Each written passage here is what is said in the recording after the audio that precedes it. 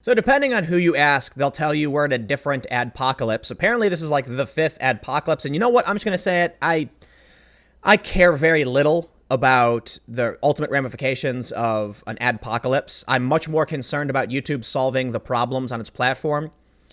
The story that broke with these weird, creepy channels with kids doing, seemingly normal things, but, pedos commenting and sharing links. It's a serious conundrum. It's a serious problem. I reported on this in 2017, okay? I didn't go as in-depth as this guy Matt did, and, before I move further, I'm not a fan of this guy based on what I've seen from Keemstar, but that's a different issue. I reported on this during the creepy ElsaGate algorithm crisis, the big scandal that happened at the end of 2017. And I showed that there were channels where the parents of these kids make sexually suggestive thumbnails. It's insane. The problem is it's a known problem. And what do you do? Like, what's the saying? It's hard to define porn, but you know it when you see it. And these people use their own kids in ways that are clearly not like crossing the line, but you know what they're doing and why they're doing it. And it's seriously fucked up shit. The problem is, YouTube is my understanding, they were removing these accounts. And because of this dude, Matt, brigading advertisers and like publishing, telling people to go after them, YouTube overreacted and just purged tens of millions of channels, disabled comments. And now, I kid you not, you can actually have your channel demonetized because of comments. Team YouTube tweeted, with regard to the actions that we've taken, even if your video is suitable for advertisers, inappropriate comments could result in your video receiving limited or no ads. Yellow icon. Let us know if you have any questions. This is ridiculous. I am not going to disable comments on my YouTube channel, but YouTube is under attack from mainstream and digital news sources. The only reason this story is getting picked up is because the same people who lie about us on YouTube are trying to destroy the platform. Plain and simple. They saw this opportunity and they took it. Keemstar reached out to YouTube and was actively getting the problem solved. I knew since I reported the story, it was being that YouTube was actively engaging and taking in deleting a lot of these accounts. But how do you stop people who are doing something as innocuous as posting a comment with a timestamp? Yes, we know why they're doing it, but what do we say? Timestamping is against the rules? You can't. And now one of the main issues is that there's a lot of channels, most notably this woman. She tweeted, "My 5-year-old son does gymnastics and is happy, sweet, confident boy. YouTube not advertiser friendly." I'm going to say this.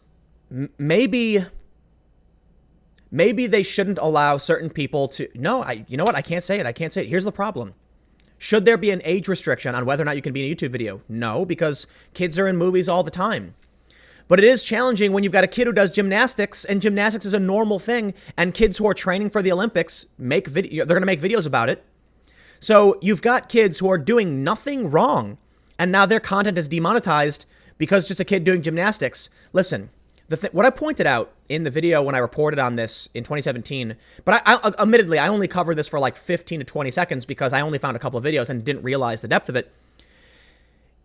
If someone's going to sexualize something, it's on the person sexualizing it, okay? And it's a serious challenge. Am I going to tell a family they can't make videos of their kids doing gymnastics? I mean, gymnastics is normal. It's normal. So what do? I really don't know. But what I will say is the only reason, in my opinion, anyone's talking about this is because digital media outlets are gleefully trying to destroy YouTube because they're going out of business. But I'll say one thing. These brands, they're pulling out. Okay, that's the main story. We've got AT&T and Hasbro have pulled out of all advertisements. Okay, fine. I'm expecting my ad revenue to go down. It is what it is. Don't put all your eggs in one basket. I'm not going to be hurt by this because of all of you wonderful, beautiful people who support me through PayPal. And admittedly, I still have my Patreon. I ignore it, but some people just still use it. And Subscribestar.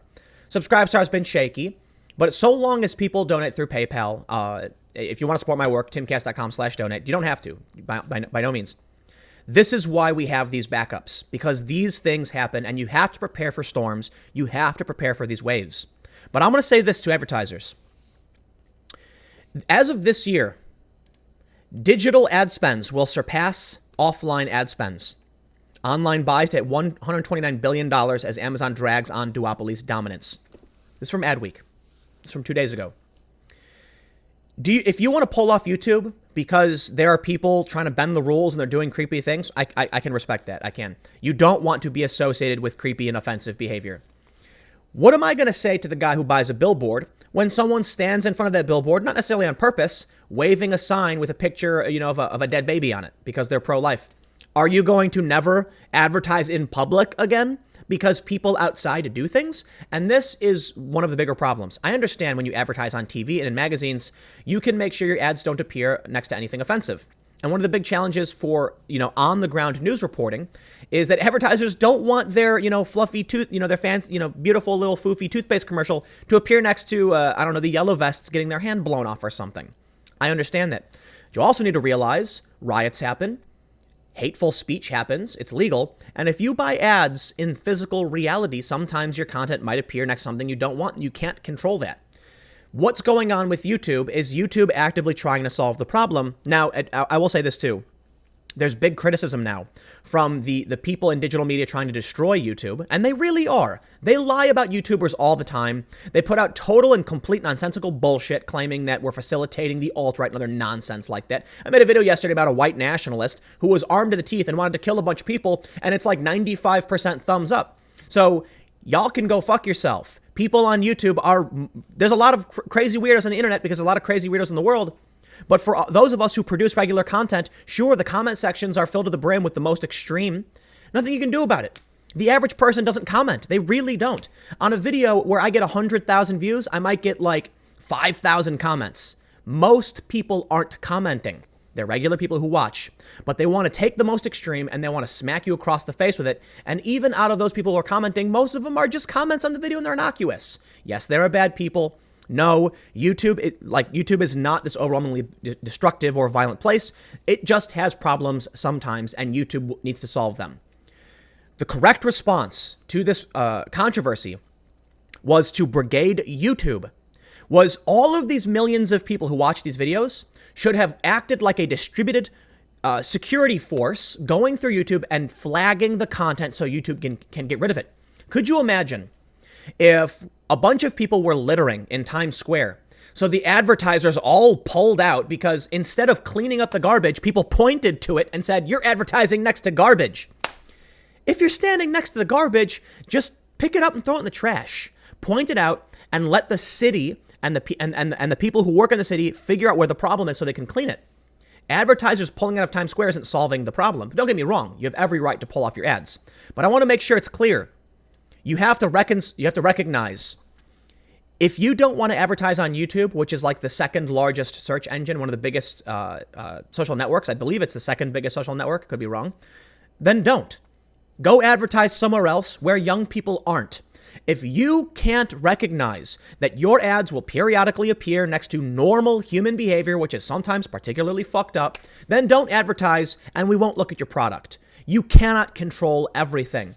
If you buy a billboard, one day some dude's going to stand in front of it and start flashing people. It's not your fault. We understand this. When your ads randomly appear on content that doesn't break the rules but is suggestive because creepy people use it that way, I'm not going to blame you, Coca-Cola. I'm not going to blame you, Hasbro or Fortnite or AT&T. I get it. I understand this. You're old. These are mostly old people who are panicking. So fine. Listen, first and foremost, I don't care if ad revenue goes down. In fact, if I was given the choice to get rid of all of these creepy psychopaths who are disgusting, if someone said to me, we can get rid of all these people, but it means you're going to lose 20-30% of your ad revenue, I'd be like, done and done. Okay? Here's the thing though, right? It doesn't need it to be that way. YouTube was actively solving the problem, and this dude just wanted to light things up. So I got these tweets from Keemstar. Keemstar said, this failed YouTuber does not want to help the kids. He wanted to destroy the platform because he could not accept that he was not entertaining enough to make it as a YouTuber. There's videos of this guy, I'm going to say it appears to be because admittedly I've just watched Keem's videos on it, where he's harassing women. Do I think this guy genuinely wants to better the platform? Hell no. I think this guy is angry because he couldn't be a YouTuber. So what does he want to do? Target the advertisers. And he says too bad to everybody. Okay, let's be rational. There are a lot of people on this platform who really do rely on those and that couple $100. I know some of these people personally. I've helped some of these people out. I donate to a few YouTubers, people who need the revenue. Some interesting personalities that I think, if given the chance, could become great. And some people who are producing just very important journalistic work that we're not seeing. And I donate to them because I know the very little bits they make on YouTube go a long way and help produce entertaining or potentially powerful content. When the adpocalypse hits, them losing that little bit they're earning could be the difference between having to go work at McDonald's. And he actually makes, I don't know if he specifically said McDonald's, but he says something like, too bad, get a real job. Listen, dude, I know people who have real jobs, who are barely making ends meet. And in their spare time, they treat YouTube like a second job. Fuck no. Am I willing to sacrifice the people who are barely making ends meet because you're pissed off you couldn't make it on YouTube? Now, look, I'm not trying to claim that I think Keemstar's official first response I disagree with. Okay, I know I talked about this the other day, but I just wanted to make sure I brought up because this is an ongoing story. Keemstar said, I'm not going to report it because it could hurt the YouTube community, and I kind of disagree with that. If there's a serious problem, cover it first and foremost. Don't sacrifice your integrity because you're concerned about making money. But it is a serious problem. There are a lot of people who could actually find themselves on the street or just quitting outright if the ad revenue drops too much. The adpocalypse was devastating. There's a certain people who are beyond a threshold, who make enough money and don't have to worry about it. Admittedly, I'm in that position, mostly because people are willing to donate to me externally. That if all of my ad revenue disappeared off YouTube tomorrow, I know that it's all of you who support me via PayPal, Subscribestar, and other platforms, that you help me. I have that safety net from you guys. A lot of people don't have that. I know some people who only get like $100 through, Patreon or Subscribestar or whatever they're using, and they're getting $100 to $200 on YouTube, and that's their phone bill, that's their internet bill. And this guy is saying, I don't care about you. Let's burn it down. Too bad. No, not too bad. We've got a serious conundrum. We got to get rid of these creepy dudes who are finding loopholes. They're not necessarily breaking the rules. We can't have YouTube just disable people's ad revenue because of comments. What are we supposed to do? Just disable all of our comments? That's insane. It is a problem.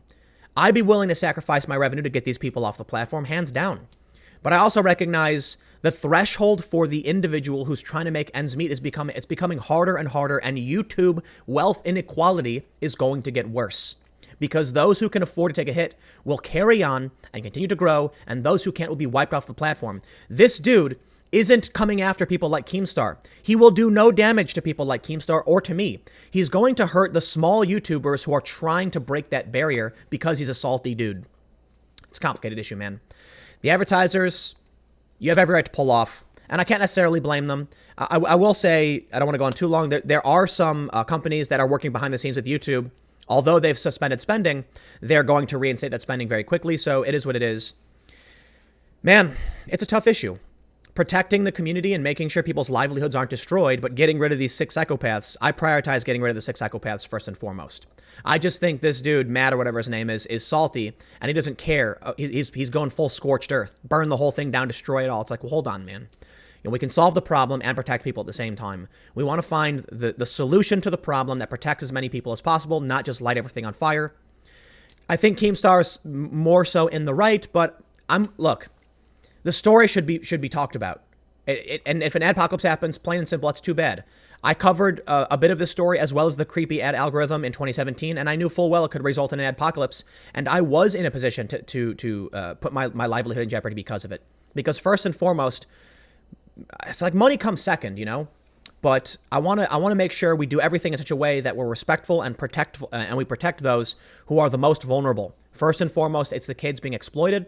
Then we have people who are trying to make ends meet. Let's not throw the baby out with the bathwater. Let's figure this out in the right way. And I hope YouTube can solve this. The last thing I'll say on this, the only reason, to reiterate, the only reason this is getting reported is because these companies want YouTube to burn. They want me to stop. They want all these other YouTubers to lose their livelihoods. They have come for YouTubers before. They will come again, and this is an opportunity for them. So they're going to take it, and it's not effectively solving the problem. So anyway, I'll end there. Stick around. Another video coming up at 4 p.m. on my main channel, youtube.com/Timcast. I will see you then.